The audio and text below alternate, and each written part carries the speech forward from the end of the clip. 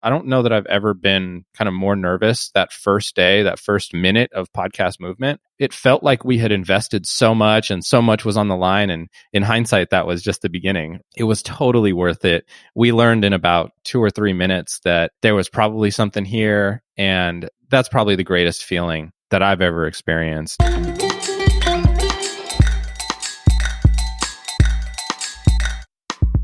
Podcast Junkies, episode 199. Welcome back. I'm your host on the road, Harry Duran. This is the show where I talk to folks in the podcasting space, podcast hosts primarily, and people that are doing amazing things in the podcasting world. This week is a very special episode. I'm speaking to the co-founders of SquadCast, a service you've heard me mention many times on this show, Zach and Rock. But before we jump into that, in case you missed last week's episode, we had a great conversation with Dawn Davis. She's the host of Desert Lady Diaries. Conversations in person, I think all but one, are at the women's homes or at Dawn's home in the desert over by Joshua Tree, which is a fantastically beautiful area. I've been there myself. So if you haven't checked that out, go ahead. It's episode 198.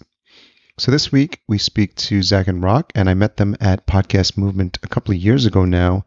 As of this recording, we're on our way to Podcast Movement in August of 2019.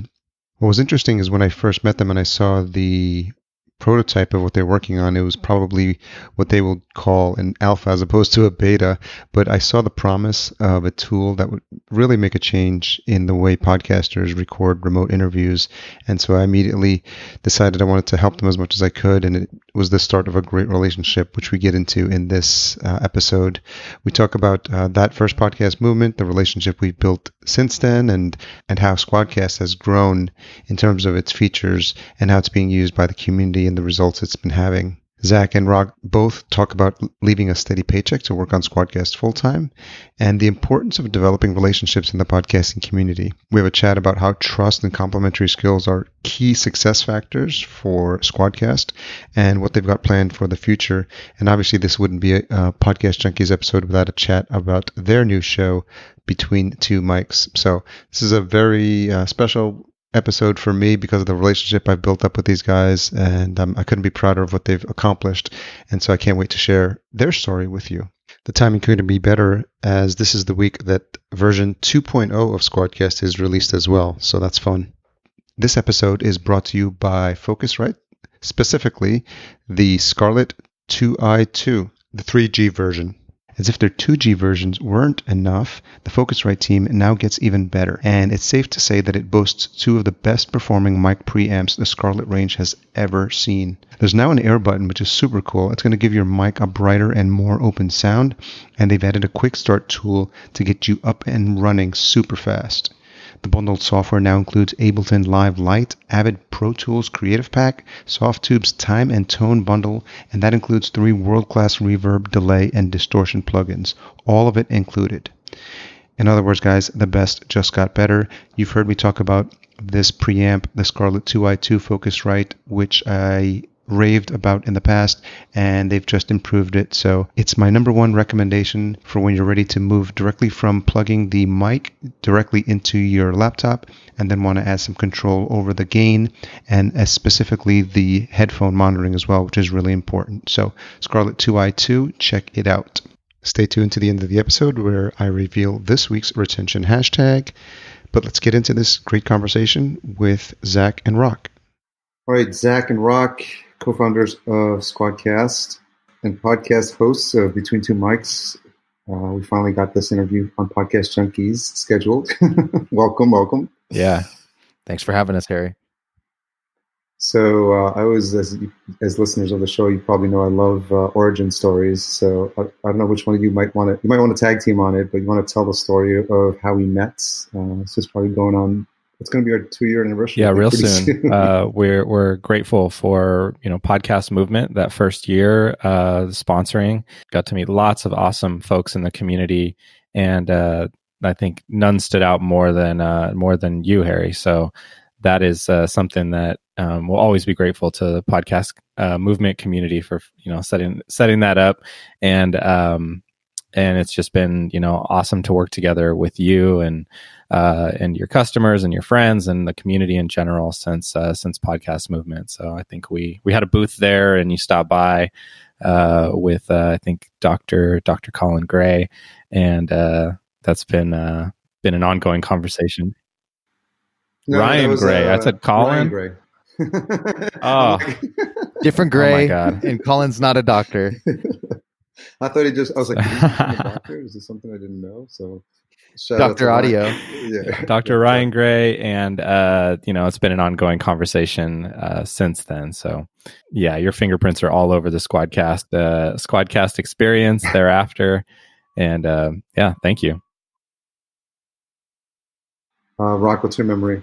Yeah, well, so like Zach said, Podcast Movement was kind of the first time for us as a company, us as like entrepreneurs, us as individuals. We were very green into our entrepreneurial journey. We're green into the podcasting community, but we knew we had to be a part of it. We knew we wanted to be a part of it. We had to almost see, like, is SquadCast worth putting the next 10 years of our lives into as companies, individuals and stuff. And so going there, we were very nervous. SquadCast looks nothing like what it looks like today. And so, to debut that, there was a lot of anxiety and stuff that came with it, but right away we were greeted with open arms from the podcast community. And I think you opened them the widest and squeezed the tightest and kept bringing more people along. And so, it was pretty cool, man. We just see this guy in a yellow shirt with tons of energy, just continuing to bring other people our way. And so we met a ton of people that way. And it worked out because our original intention was to go as regular attendees, dip our toe in the pool, so to speak, kind of listen, learn. But this way, that way we would have never come back with the connections that we made, and you being the, hands down the biggest one. So it goes to show, like, put yourself out there. You never know what's going to happen. And so it's amazing to think, had we gone with that little dip your toe in the pool approach, what would have happened, So, super grateful that now here we are on Podcast Junkies as guests. So it's cool, man.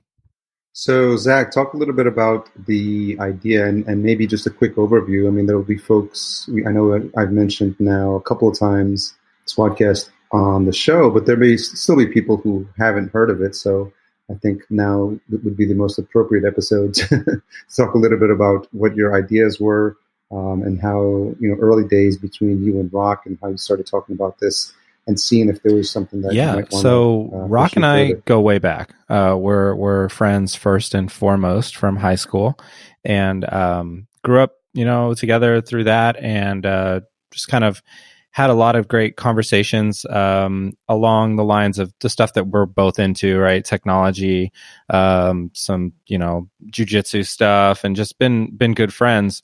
And then, Rock introduced me to podcasts, and, we both listened a lot and over the years. And then, fast forward maybe probably a little bit under a decade thereafter, we've all finished kind of college and gone a little bit of our separate ways into the corporate world. And then I wanted to do another creative side project because I had come from art school and painting and lots of different stuff, and was wanting to kind of get out of that comfort zone. And then saw podcasts as an opportunity, podcasting as an opportunity to make something really cool and new. So kind of try to give the short version here. My brother Vince is an audio engineer. I had written some stuff and was very interested in sci-fi and inspired by a lot of the early work within the science fiction audio dramas. So shout out to the early pioneers there. And was very inspired by that. And then also my good friend Harrison is a decorated playwright and stage actor. So I thought we had all the skills we needed to pull this off. The caveat here was that we were a remote team, and to really collaborate with each other on high quality podcasts, we had a very high standard for that because Vince's background working in music and sound design and all of that, we wanted to have a very high quality. And we did our homework and listened to the Harry Durans and Evo Terras and School of Podcasting with Dave, and did all that homework and found the answer to be use Skype and some of the other kind of communication tools to record that conversation at the same time as having it. And we tried that and just kind of weren't very happy with the results of the quality. It's good advice. There wasn't really anything purpose built for podcasting, so we just kind of assumed that there would be, and just kept having that assumption and kind of running up against that wall of quality, and got kind of bummed out. And then came around to the idea of, well, maybe there's an opportunity here. This isn't just a challenge. Like, maybe there's a way we can help move the needle and solve it. And why wouldn't this be possible with modern technology? So that's where it kind of shifted, pivoted away from doing the podcast and moved towards creating a platform for podcasters to record high quality conversations from anywhere in the world. And the early vision was originally solving that core problem, and went off on some thought experiments, thought about cool stuff on top of that, came up with this big grand vision, and then executed on it for another couple months, met Harry Duran at Podcast Movement, and shot down a lot of those grand ideas and came back to the core of it, which is why we exist in the first place and what we think is our superpower. And that's helping people record remote conversations that sound like they're in the same room.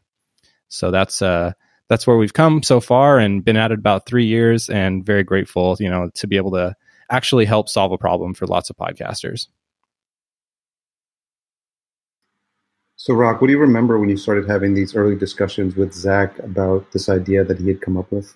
Yeah, so it was really awesome for me because this is not the first idea Zach's come to me about, but really it was more so just to get my opinion on it. Like Zach said, we had all gone our separate ways throughout college, and my way was through accounting. I was working for an accounting firm. Been working there. I worked there for 6 years, and about year 3 or 4, I realized that I wanted something else and that this wasn't enough. And so I kind of was mentally and financially preparing myself to find some kind of entrepreneurial endeavor to, make the jump towards. I just felt like that calling of like, there's got to be something else. There's got to be something better, not better, but just different. That's more of aligned with what I want the lifestyle I want. So when Zach approached me with this idea, at first it was kind of like, well, a science fiction podcast. I never heard of this before. That's a real thing, And so then learned about that stuff. But then really when it came to the core issue of remote recording podcasts remotely, and all the issues, and really what it came down to for me was like, it just wasn't, it didn't sound like it was fun. And when we tried to do it, it wasn't fun. And it's like, this is all about having fun and, getting your message out there and inspiring other people and telling good stories and stuff like that. So for me, as a fan of podcasting, it was he didn't have to sell me on what's awesome about podcasting. I had already experienced it. I had already loved it. There'd been so many times when I've talked to other people, I've heard other people tell me that like I should start a podcast, not necessarily me, but just them in general, or like, oh, we should just start a podcast. This is a great conversation here. And so I feel like, SquadCast is one step that makes that just much easier, much more doable. So, in the early days, we were trying to disprove this because it sounded like there's got to be something. But I mean, even the top podcasts, you can tell when they're recorded on Skype or Zoom. Even like Tim Ferriss, I've heard him and Kevin Rose joking about how terrible their Skype conversation was, and I'm like, hey man, we can help you. So it's a great industry to be in. I think one of the things that we didn't know about that we got lucky on is just the type of individuals that we'd be serving in podcasting. One of the things that Zach pointed out to me a while ago was that most podcasters aren't cool because they podcast. They're cool because they bring some other unique special ability or experience to the table. And then they just use podcasting as the vehicle to get it out there. And I just love that. I think that's really neat. And it's really helped us get exposed to just really unique people. And, it's one of those things that we didn't know until we were actually in it. But now that I'm in it, it's pretty incredible. These people talk for a living. So like Zach always says, we just got to listen. But how long was the SquadCast live or in the wild? Oh man, it was in Anaheim. I would say maybe. So my memory's a little bit foggy, but maybe a few weeks. We were preparing to get kind of our what we called at the time our beta, but it was really alpha. It was a MVP that looked really good because we had early roots in design and cared about that from the jump. So I think it looked really really good, and functionality was kind of there, but it was barely. So it was more so just to like Rock said, we were trying to disprove ourselves, and we had gone through this process of, okay, like we can validate it through thought experiments as much as we want to and can, but there's no substitute for what we now practice as the lean startup or design thinking approach to validating with the people who you're actually in service of. So none of us knew any podcasters. Like Rock said, we were green coming into the podcast community. So we got very lucky at how open the community was to telling us that, yeah, this is an actual challenge that we face. We're not happy with the existing solution. We think it should be better. And we just wanted to kind of get out of the way, listen, collect information on what people's ideal remote interview setup was, what the standards were for audio, and then meet cool people, and then just build whatever is useful to them. So that is, turns out we had the same challenge that a lot of podcasters had, and we couldn't prove ourselves wrong. So we just kept working at it. And you guys were both at your 9-to-5 jobs. Yes, sir. We are a bootstrap startup. So Rock and I early on kind of made that call to see how far that could take us, and try to prove ourselves wrong on that. Right? Like this should be, we should need venture money. We should need to go and raise because that's the startup thing to do. But like let's see if we can make this work, and juggle all the things and try to be keep down the day jobs. And I'm super proud that we did that for around 2 years, and we've been full time for about a year now, coming around full circle. So Rock, can you talk a little bit about the mindset, about the fear of leaving like a steady paycheck and having money magically appear in your bank account every 2 weeks or twice a month, and then the time when you realize that that's not going to happen anymore? Yeah, well, that's the thing. We both had really good jobs. I mean, shoot, Zach's getting offer letters from Google every time, whenever he checks his mail. Google's letting him, so I mean that's what he's turning down to be a part of SquadCast. And I definitely had a nice career with a cushy path and all that stuff, but it just it didn't align with my values. But it was difficult, man, because you are worried what other people are going to think, even though as much as you try not to, it's always something that catches you at times when you're not at your strongest. And so that, and yeah, obviously having the paycheck on a recurring basis, that's a peace of mind that I do miss, frankly, but it's part of the sacrifice. And one of the books that I read, it's called Simple Numbers it's by a CPA named, I think his name's Greg Hill. He basically says like something really incredible happens when a founder is forced to live on his savings. Like the type of the decisions you make and the way you behave just becomes much different. And I mean, I don't know if that's true, but I sure as hell hope so. Yeah. So I think the benefit that Zach and I have is that we both, we have very different minds and very different experiences and stuff like that. But I really do believe our heart's in the same place, and that we want to create something. We want to solve really cool. We want to solve problems in a very cool way and serve those people and make them happy. And just, I mean, at the end of the day, we are people. And so that's what keeps me going, is like you realizing that I had acquired these talents in this cushy corporate job that I can apply to living my life the way that I want. That's more aligned with the stuff that I want to live. Ultimately for me, although my money, the amount of money I was making was checking the box, it just was out of alignment with all the other stuff I wanted to do. Family, fitness, that's all stuff that's very important to me. And that job was always combating with that. And so, it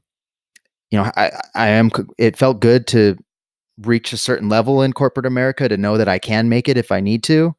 but I'm pretty happy to have put that behind me and trying to do something for myself that it's just, I think and also entrepreneurship just forces you to be a better human, I think too. It's like you can't hide in this stuff. You have to confront your problems and stuff. And because if you do, you're going to lose. Or if you don't, you're going to lose. So I just really like that. It's like the ultimate form of peer pressure to me, is having customers and partners and people relying on you. So the stakes are high, but I think that's what makes, really people be their best. And I think that's what Zach and I are rising to the occasion I remember conversations pre-SquadCast where you and I were talking about along these lines, though, even, back then, where it's like, we've both been very fortunate and worked our asses off to like get to this point, and we're still relatively young. So like, kind of where do we go from here? Like, is this, do we just keep riding this wave until the picket fence and kids, and then it's all about, that next level, or is there something else here? And those were like, pre-Genesis kind of questions, and I think it kind of came to life in SquadCast and some of the other stuff that we're doing now. Zach, can you talk a little bit about the ideas you had as you were putting SquadCast together, and then you guys made a conscious decision to invest in the conference, because obviously that wasn't cheap, and especially for someone, a brand new company that's still bootstrapping. How did you think it would be received? And can you talk a little bit about how that changed over the next few months in terms of like how the word was going to get out about what? Yeah, I mean, we had some initial kind of ideas, but there's no better sanity check than standing in a booth with lots of people walking by. Podcast Movement is an awesome event. I think that year had around 2,000 in attendee. We were lucky that it was in Anaheim in our backyard that year, and we could travel there on the cheap. So that helped for be a little bit more palatable. And like Rock said, we were going to be attendees, and just kind of like dabble with it. And we got some really great advice from one of my students at Cal Berkeley. He pretty much like would not let me. He would, he was pushing us to get the booth and sponsor and be part of the event, and kind of wouldn't take no for an answer. So I'm eternally grateful to Iga for pushing me, because it really paid off. And I remember having that conversation with Rock, and was just like, I think we got to do this. And he was just like, all right, then we got to do it. So I think we got the last booth that year. Podcast Movement, they took a real chance on an unknown company with unknown founders, and grateful for them, for that. And I always thank Dan for that. But when I see him in person, because that was a risk, but it was a pretty nail biter. I don't know that I've ever been kind of more nervous that first day, that first minute of Podcast Movement. It felt like we had invested so much, and so much was on the line. And in hindsight, that was just the beginning, right? But it was totally worth it. We learned in about 2 or 3 minutes that there was probably something here, and that's probably the greatest feeling that I've ever experienced. Other than like getting married and all that life stuff, but as far as our company and like entrepreneurship and business growth, it's just you're just staring into. I know kind of I know that I'm probably just I'm a beginner here in the entrepreneurship game, but there's this quote from Elon Musk where he's like, being an entrepreneur, a startup founder is like chewing glass and staring into the abyss. And I think that moment that was just kind of going through my mind, that quote, where it's just like, I'm literally staring into the abyss right now. I don't know where the next step is gonna land, or we're gonna fall flat. And we would have just stood there for 3 days, I guess, if we had fallen flat. Got some gifts at Disneyland or whatever, and then turned around and went back home and back to square one. But that did not happen. So very, very fortunate for that opportunity to really just keep showing up and working hard. And that's where, like I said, it was kind of pre-alpha then. So then the stakes got raised, and it was like, wow, now we actually have to build this thing, and it's going to be awesome. And like, we learned so much in like 10 minutes that it was just the debrief conversations from that event were hours and hours of talking about what we had learned. And then to work with you, ongoing since then has really just been fuel ongoing fuel for that fire.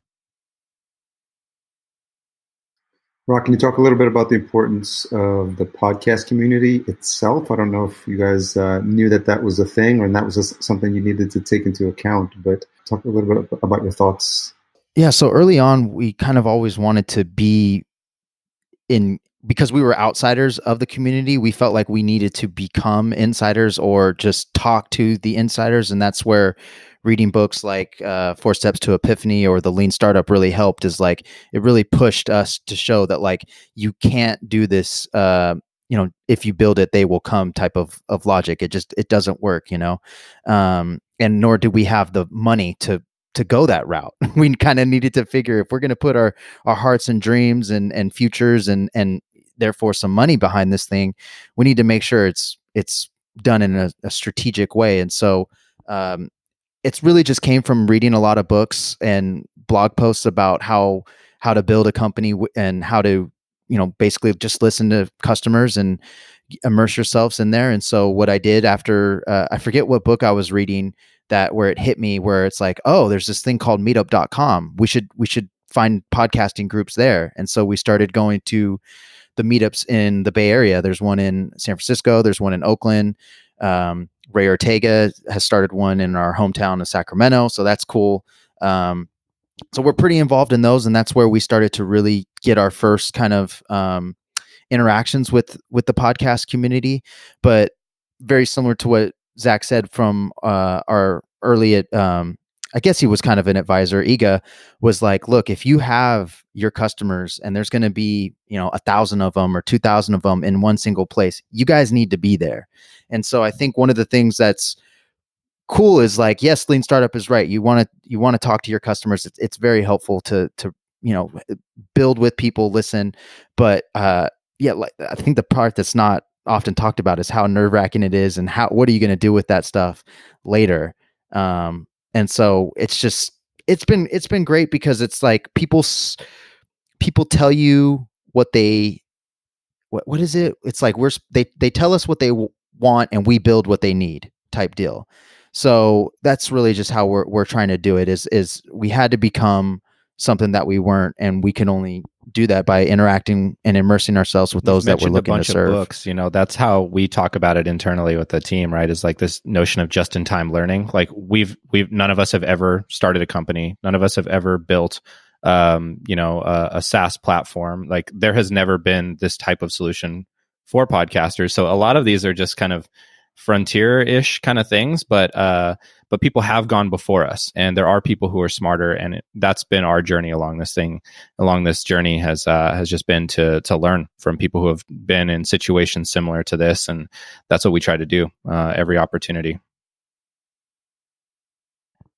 And that's a great point, Zach, because podcasting isn't new. It's been, 2004, 2003. So there's been people that are legit OGs in this, and we would be foolish to not learn from them, and so it's helpful to have those conversations. And that's why we're stoked that it's such an open community, because I don't think every industry is like that, and you would know better than anyone, Harry, as one of the leaders in this space. Like, we're fortunate that we chose that way, but I'd be lying if I told you that was the plan from the jump. Yeah, I think what's interesting is that I found out after a couple of years in the community, and I had the benefit of obviously choosing a theme and a topic for my show that actually put me in front of podcasters very quickly and got me engaged with the podcast community. But it was clear that it was a community that supported each other, and you see that in the podcasting conferences. And then you also see that as we learn, through these Facebook groups that we're all a part of, like who's bringing out new technology and who's fly by night and who has the best interest of podcasters in mind. And I think that's some of the early discussions we had, that people don't buy from a service or people from a brand name. They buy from other people, and they have to trust other people. And everyone in the podcast community likes to use the Blab example, because people were going crazy for Blab for a minute, and it was like the next new thing. And all the podcasters were super hyped about it, but then they just disappeared because they got bought out by I forgot what company it was, and then it was gone. And we're like, okay, we're not going to. The buzz in the forums was like, well, okay, that's not going to happen to us again. So you probably guys experienced early on in the beginning, people were saying, who's SquadCast? And now it's like, oh, it's Zach and it's Rock. And it's, I think that's an important aspect. And I think it's a lesson for anyone trying to build a tool for a specific community. Like the more you can get to the conferences like you guys did, shake the hands, spend a couple of late nights having a couple of drinks with folks, and just kind of get to know people on a first name basis, and so that they know you, they put the faces to the name, and then they want to support you, whether it's going to be SquadCast or maybe it'll be something else down the line. But then they're going to trust that you have the best interest of the podcast community at heart, that you're good people, and that you want to do good. And that actually manifests itself. That same kind of lens to view this opportunity through manifests itself in how we approach support as well. We have the benefit of having a platform where we can talk to anybody in the world, and they're trying to talk to other people, their guests, and record these conversations. But one thing we kind of learned through the process is that we can use that same channel of communication to help provide support on a higher level than just chat or email or whatever, and we can actually help people in the context of their recording. And that face to face, those relationships always stick. Anytime we get in a session with somebody, that always strengthens that relationship, and that's what we're in this for. So we always learn something. We always walk away having learned something, and we try to do it in real life and also in support and on our platform. So who's got the best version of the story when you guys first met? Ooh, that is a good question. I remember the first time we met, Zach. Do you remember? I think I remember, because I think you were like 13. I for sure remember. To me, the first time was actually probably the second, but yeah. So Zach and Vince, his older brother, I first met them at Natomas Racket Club. It's where it's a gym in a neighborhood north of Sacramento, where my mom used to work. She was actually working there till yesterday. She just moved to San Diego. So she, I'll let her know. So I got free membership. The family got free membership there, and a buddy of mine who actually knew Vince. I didn't know Vince too well, but he's like, "Oh, there's Vince," and then he said hi to Vince, and then there was Zach hanging out with Vince, and so it was like, "Oh, what's up?" Vince's little brother, and I forget what I think.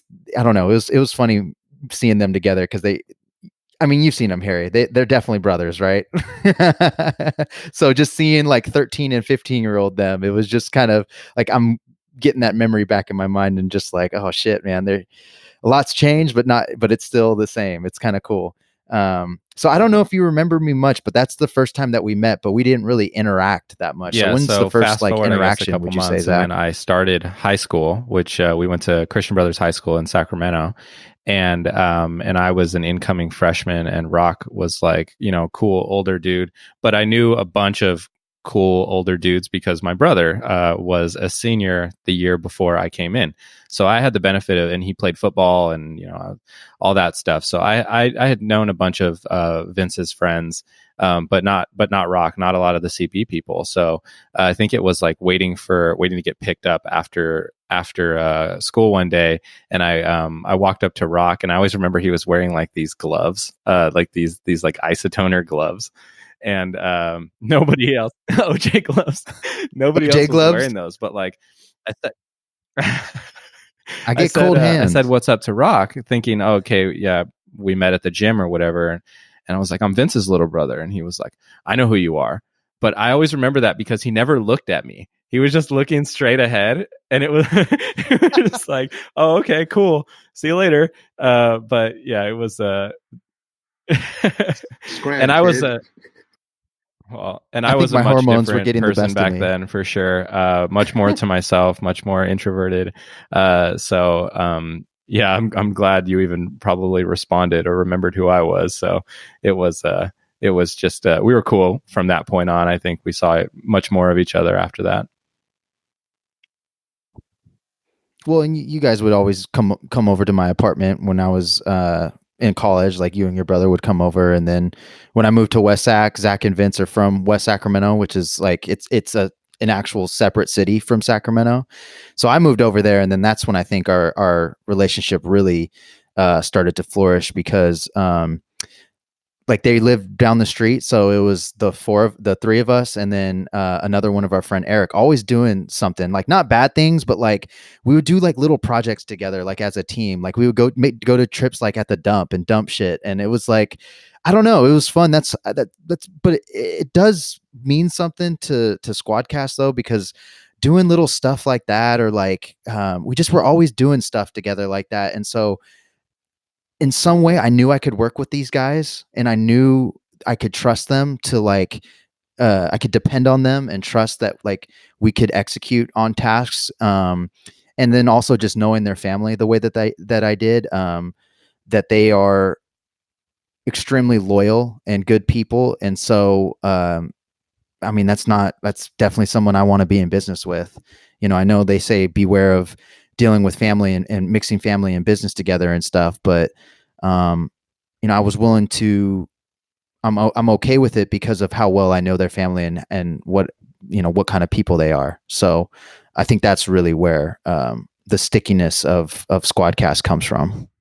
Yeah, and it seems like that relationship was really important to just lay the groundwork for the tough times that were going to come, right? Because once you start working together, there's different sets of challenges, and you really have to know that you've got each other's back.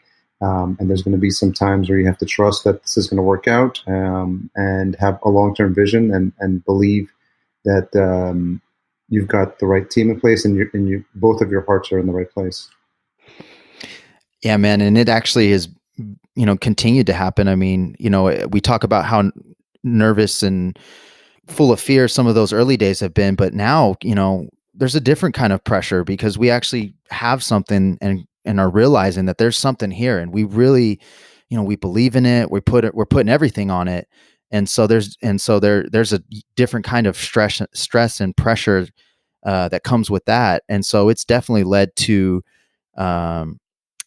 conflicts, and I don't mean conflicts in any negative sense, because we've always come out stronger and better after them, because it you know, it really just comes down to communication, and as long as we're communicating to each other, even if it's not pleasant things to say. One of the things, you know, I had brought up something in a meeting. Zach didn't appreciate the way I brought it up, or, you know, he was upset about it, and he had every right to be. I was actually glad that he vocalized it to me, because it's like we should be telling each other this stuff. And there is so much pressure. Like, we should be frustrated, not angry, not full of rage, but definitely it's okay to be like frustrated and vocalize that. And, I mean, I appreciate it, because I feel like we're stronger, because I mean, it's impossible for us not to miscommunicate, as long as our intentions are never, you know, negative, or there's no ill will, which there never is. And I think that's one of the things that I try to vocalize to him, is like saying, hey dude, fuck all this bullshit. I love you. I still believe in you. That's never going away. Like, at the end of the day, like, I'm in business with you because I believe in you. I believe in us. And so, you know, and as long as I feel like we keep reiterating that along with all the other stuff that come about, I think we'll be okay.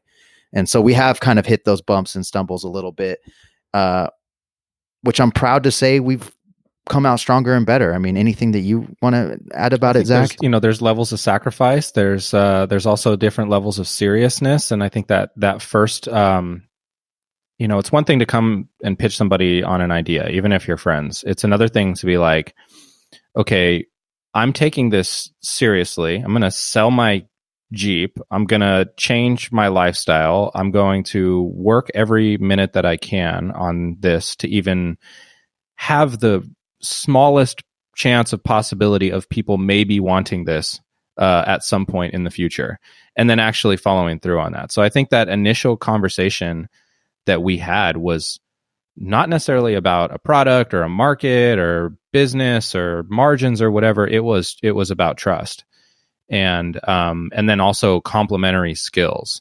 You know, I people always say, you know, caution about hiring people that you know, and family and stuff like that. And those definitely are that's generally good advice, but it doesn't really account for being surrounded by super talented, capable people that have complementary skills to you. So, I don't even know what it would be like to go and try to find a co-founder from zero, starting from zero. I was lucky that I already knew in my head, like, okay, whatever the idea, Rock and I have complementary skills, and I trust Rock, and he's super capable. And I think above all else, like the capacity to pick up and learn new things. We don't know what we don't know. So being comfortable in that zone is not something most people are, and Rock definitely is and rises to those occasions, and I strive for the same. So I think starting from that core, all the rest of it kind of falls in place. What's your biggest fear, Zach? Biggest fear, I probably would have used to say like success, but I think we're some fashion past way past that, and that's exciting. So every day we're living in the twilight zone, so that doesn't scare me anymore. That's the new normal, and I'm really grateful for that. But I would say what scares me the most is like business related, or just like life, or like whatever comes to mind. Yeah, you're on the couch of Harry now, bro. I don't know. I would say like letting our team down, letting all the people who have supported us along this journey, letting them down, like all of their sacrifice being in vain.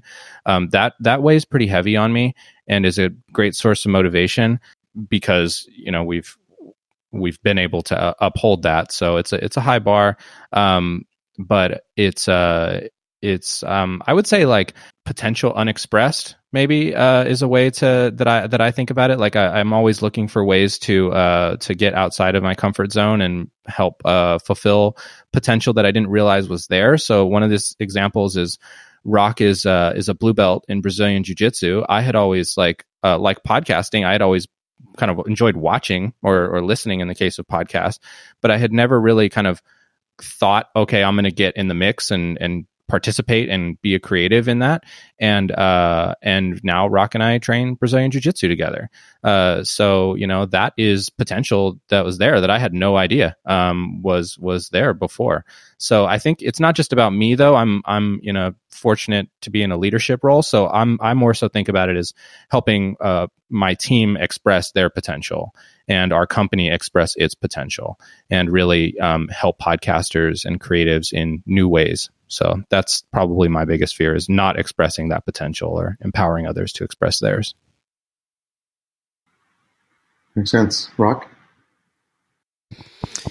Yeah, I definitely like Zach's. Originally, when I was listening to him think about his response, it was going to be very similar, because I think about that movie, one of my favorite movies, A Bronx Tale, where the dad says the saddest thing in life is a waste of talent. So that's very similar to what Zach said. So yeah, I mean, I agree with that, but I guess on a more like, not as grand, but still a fear nonetheless, is like, I don't want to go back to a corporate day job. That is just definitely not scary. Like I said, I know I can do it. So that feels really good to know that like I can make it in that and be okay, but I really don't want to if I don't have to. And so there's that fear. One of the reasons why I'm fortunate enough to be in this situation is because I have a really strong support structure, just like Zach does. But my girlfriend is really the one that's like paying a lot of the bills, so that I don't have to take a salary. I can live off savings for this time. So I really want to repay her back that by basically giving her the same opportunity to have the space and time to really devote herself to something that she wants to do. Well, we did meet at the accounting firm, so she's still doing that, and she's great at it, but it's a tough gig, and I don't think it necessarily aligns with what she wants to do as well. So I want to give that back to her. So yeah, those two are the two biggest fears I have right now, is just, and it comes to the bigger issue, like Zach raised, is like just this thing not working.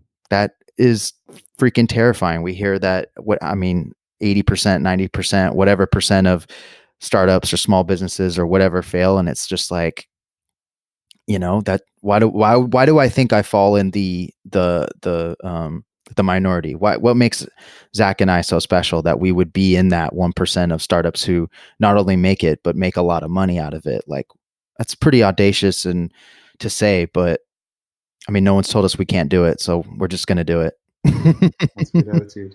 So shifting gears for a bit now, as a result of having a tool that empowers podcasters to have amazing audio and podcast experiences, it only made sense for you guys to dip your toes in the water and start your own show, which is Between Two Mics. So can you talk a little bit about the impetus for getting that started and some of the lessons you've learned now that you've actually had to put yourself in the seat of being a host and kind of seeing what we've been going through and why we felt that this was, a service like this was needed. It's awesome to sum it up. And we knew pretty early on that we wanted to, we had come into podcasting because of wanting to create a show, and then found this challenge and an opportunity to help improve it. So to come back full circle was always going to be something special for us. But also with the benefit of now being engaged in the community, having a bunch of connections, and having helped before we ever recorded an episode for our podcast, there were hundreds of episodes that we helped other podcasters create. So we learned a lot of just listening through their workflow. We had the benefit of knowing a lot of people who are in the education side of podcasting, so we could ask a lot of very specific questions and a lot of time to kind of think about how we would approach this to do it the right way. And that became Between Two Mics, and that's been a lot of fun. And it is like Podcast Junkies. It is for podcasters, kind of by podcasters, but through the lens of who is really pushing the limits of what's possible in this emerging medium. So there's people tend to think about if you define a podcast, maybe an interview between two or maybe a couple people with like an intro and an outro and maybe some ad copy thrown in there. That is awesome. And a lot of podcasts fall into that category. But we tend to want to focus on the people who are helping push against the edges of that box, and audio dramas fall in that category.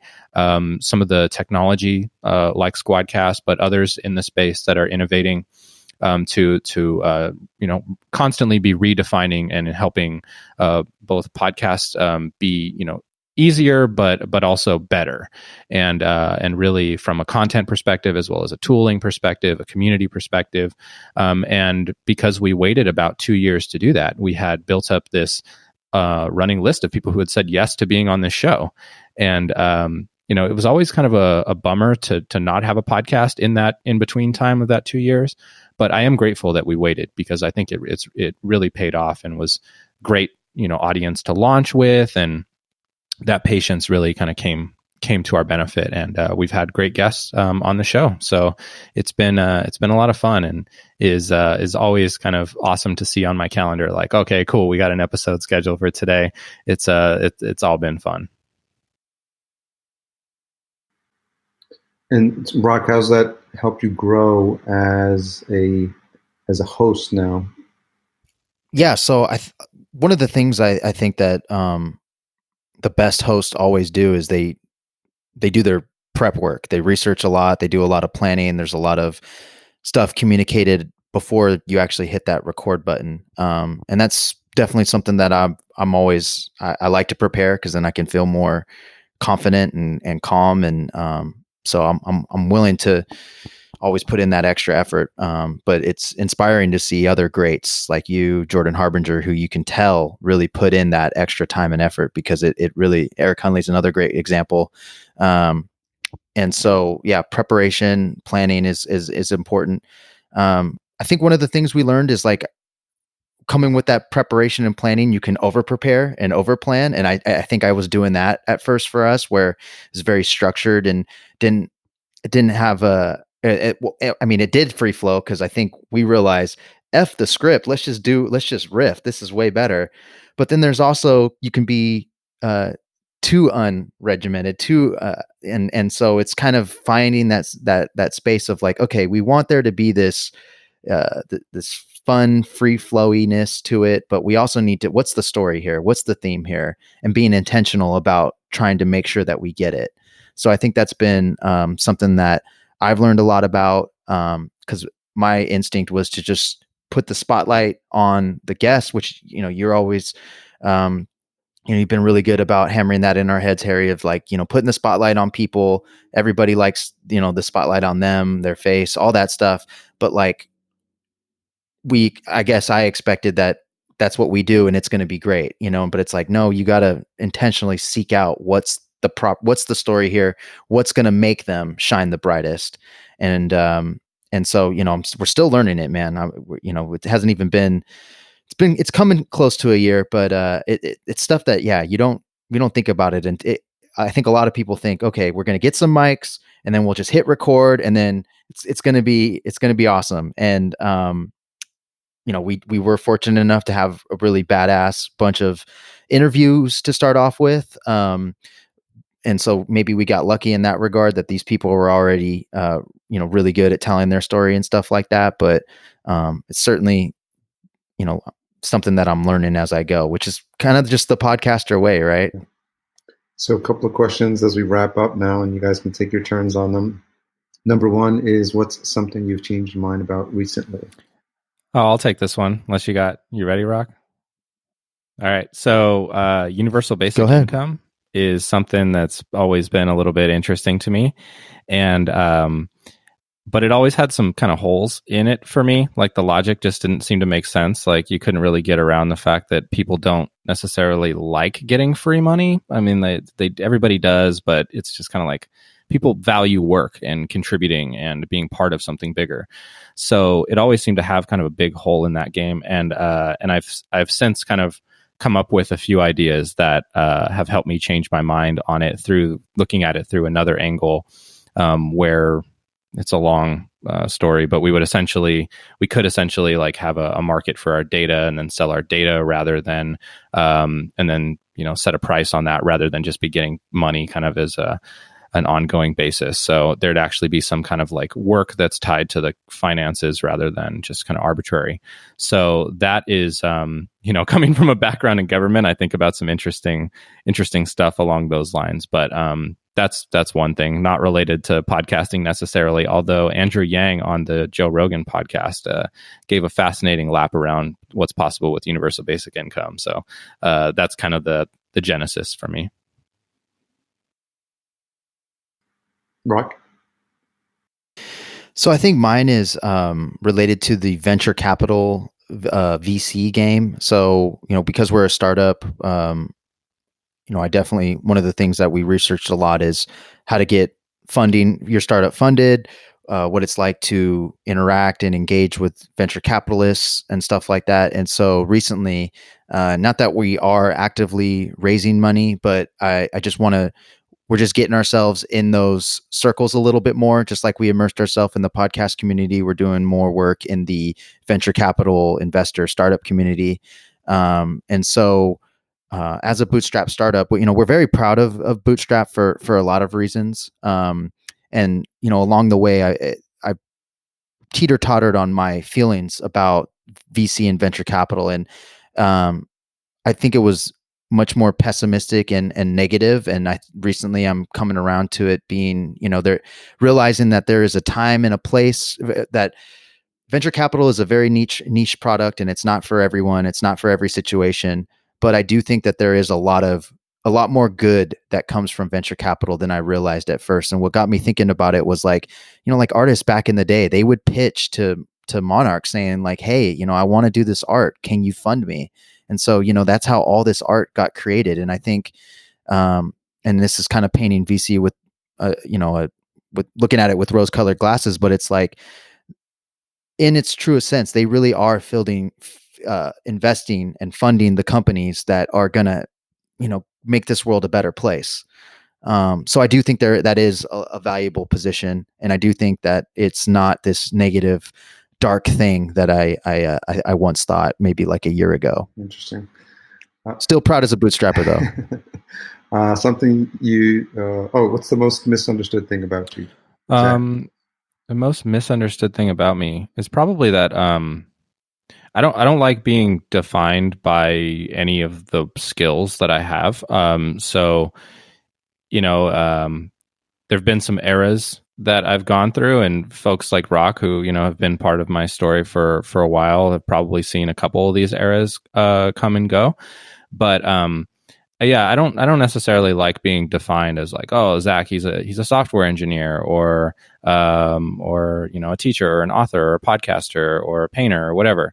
I'm constantly going to try to break out of that. So it's like, oh no, I'm a white belt in Brazilian jiu-jitsu, like, it doesn't matter necessarily, what's come in the past. I don't ever like to kind of rest on those laurels. I'm always looking for something else to start at zero from and work my way up. And the startup game is a fascinating kind of arena for that, because you are constantly being humbled. You are constantly starting from scratch. And as a bootstrapper, it comes with this added set of challenges, added set of opportunities, I would also add there. So there's just different ways that we can, approach and have strategy in this. And we've been, we've chosen kind of our strategy as the bootstrap route. But there's a lot of great knowledge in the folks who are now investing in the next generation of founders. And that's where I love to learn from. So I agree with Rock, coming kind of around full circle to the venture capital world. There's certain startups or ideas that just are not possible. They need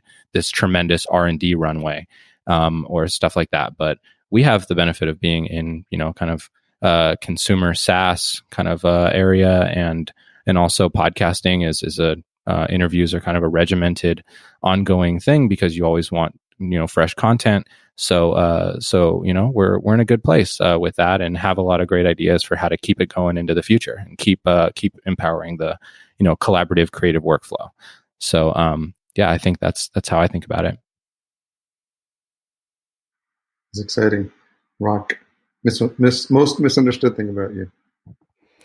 I'm trying to think of it, Harry. It's hard for me to nail it, because like we're constantly around people that I don't necessarily know, it's hard for me to know what their opinions are about me. Or even friends that you've had in the past, and if they've said something, or they've kind of thought about you one way and discovered something else.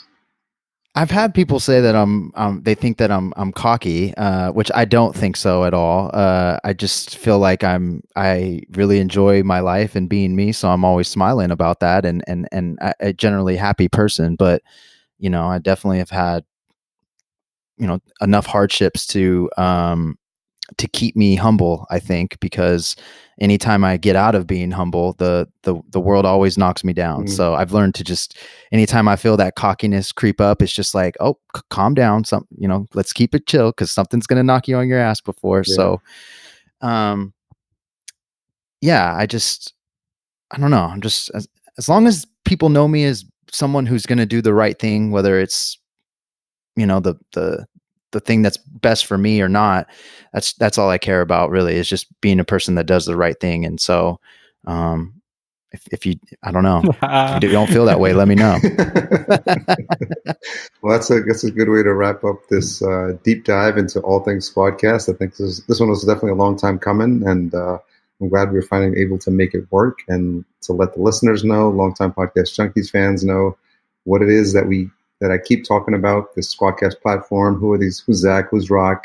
And I think, as we've always talked about from day one, like, people want to know who you are, and you're doing it by attending the conferences. You're doing it with your podcast, and now just pulling back the curtain even a little bit more. This episode, I think, is going to go a long way towards building those long-term relationships and people just connecting with you on a real level, on a person-to-person level. So. I'm glad you guys shared your story, and we're open to being a little bit. Thank you, Harry, and thank you for helping us treat everyone's guests like gold. Right, that's always what your message stands out to me, and I think I'm grateful that we've been able to translate some of those approaches into the experience in SquadCast. It wouldn't be the same without you. Appreciate that. So do we have a code we can get for folks? Yeah, we got get signed up PJ fans.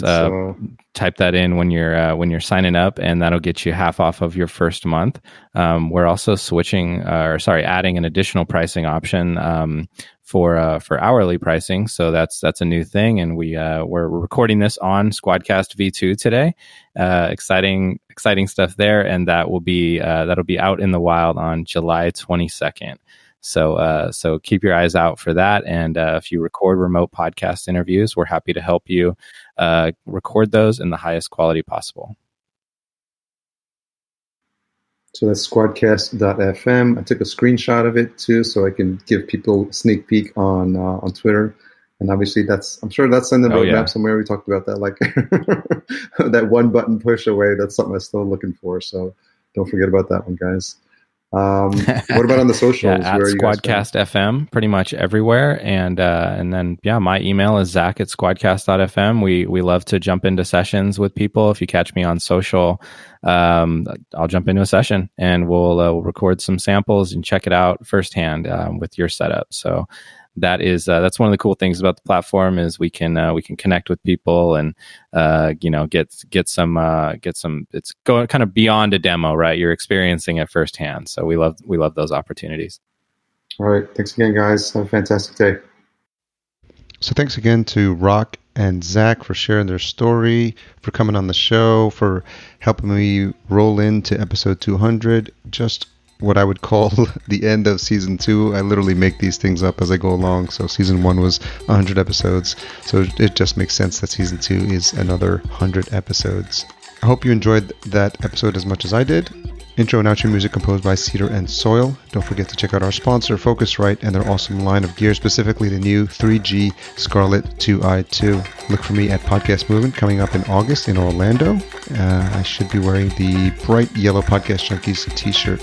Tune in next week for my amazing number 200 episode conversation with none other than Chase Reeves, he of guest number 1 and guest number 100 fame. And as usual, it's a rip-roaring conversation with no boundaries, which are some of my favorite kinds.